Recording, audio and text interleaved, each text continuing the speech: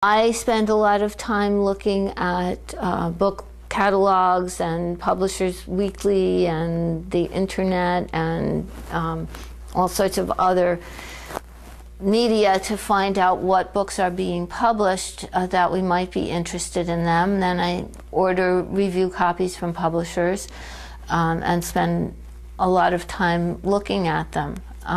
We also receive a lot of books from publishers that we didn't ask for, some of which we're interested in and some of which we have no interest in. And then also we have a very large database of writers, and who, as I said, are all, well informed in their field, so I often get ideas and suggestions from the writers about what's coming out in their field that they feel is important for us to take notice of. So all of those things combined bring books to my attention. Of course, there's vastly more books out there than I can hope to review, so then the next question is this one of selection, which is difficult. There are some books that it's obvious we're going to review.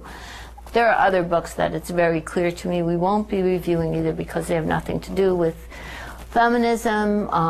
We often get books by women authors, but women authors write about all sorts of topics, so just the fact that it's by a woman is not enough to get it into the Women's Review of Books.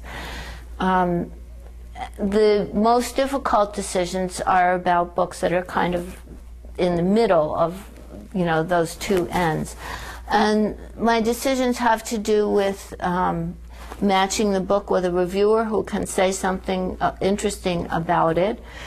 Also about who it speaks to, who the audience is for these books. I mean, some of the books we receive are very, very specialized and really of interest only to others in a particular field. And some books that I'm sure are really worthwhile and would be very interesting to discuss in the Women's Review of Books, we just miss.